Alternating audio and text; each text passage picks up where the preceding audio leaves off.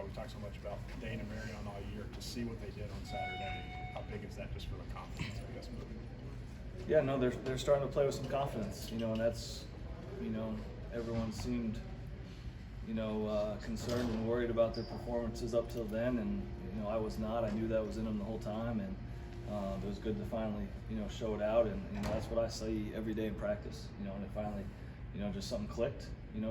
Dane's been consistently doing that throughout the last couple of weeks, and it was good to see finally Dev and Barion connect a couple times. So hopefully we can just continue with that. It seemed like you guys played a bit more up-tempo against Tennessee. Do you think that was a product of keeping up with their offense or trying to get Leary in rhythm, or what was it? I just think it was opportunities. We didn't go into the game saying, hey, we want to run this much tempo or this, that amount of plays in tempo. It just kind of happens, and when Liam gets a kind of, gut feeling that he wants to go fast, we go, and a couple of those tempo plays worked early, so we came back to them, and I think that's just kind of, if something kind of works early, you just kind of come back to it a little bit, and that's what happened. But it was never anything like during the week like, hey, we want to run this many plays or get these many plays off in tempo.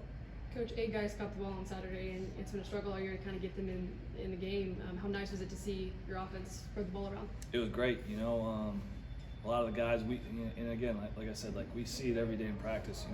It was just good to see it and show it out on a Saturday night for once. And Devin did a great job. Looked the most comfortable we've seen him look. And I've told people that Dev is an older kid, but in this offense, he's a true freshman. So it took him a couple games, and now he's here and he's rolling. Hopefully, we can continue it. What does it do for receivers' confidence when they can go up and get a 50-50 ball? And make a contested catch. Yeah, it's everything. You're still dealing with 18 to 20-year-old kids. Their confidence is easy to come by and easy to get is easy to lose. So when guys like Barion and Dane have that type of night where they can go up and get a one-on-one, it just boosts their confidence. And I know talking to Dane, he's been doing it consistently the last couple of weeks. I think he's playing at a high level right now. And now it takes a do for the quarterback that he can know that, hey, I can throw it up for grabs, sure, and my guy's going to get it. Yeah, no, that's a big thing for quarterbacks. I played the position in the past. It is a big deal, to have that trust. And I think along with the tight ends and the running backs, he's gaining that trust throughout practice, throughout the week, and then on Saturday again, hopefully we can just continue. Sometimes it feels like drops can almost be contagious. Does it work the same way? Absolutely. You make big catches? Yes, absolutely, it does. Those guys fed off each other.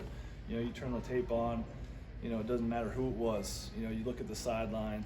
If Barion wasn't in the game, he's hyped for Dane catching the ball, and vice versa for the tight ends. When Dingle caught that first ball, when Devin, fit that in between 4 defenders on that over route, the whole sideline was hyped, and it was good to see that. And they just feed off each other.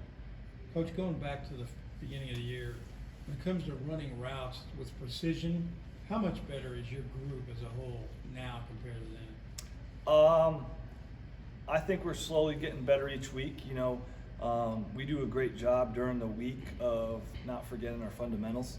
I know at some programs, you get in the heart of the season and you just work on team periods and plays and stuff, but we still spend 10-15 minutes a day on our fundamentals and our 3 basic footworks. And you could definitely see that and pay off with Dane and Barion and all these guys, Tavion. But I do think, we make a big effort, of getting those fundamentals in. We have a big thing in our room. We call it teach tape. Teach tape alert. So we try to get teach tape alerts where we can put those clips on teach tapes for the future. And those kids like to have their name called out for teach tape alerts. So the more teach tape alerts we get, the better. So. Scott, we've heard a couple times it seemed like it was that Georgia week where it really turned around for Dane. Mm-hmm. What do you think for him that has led to this? I just think maybe the kid was putting a little bit too much pressure on herself and just knowing how to play. The kid had success as an 18-year-old kid as a freshman. And he was in his mind, and he is wired correctly. He just wants to be better. And he wasn't seeing it. He knew he was better, but he wasn't seeing the results of it.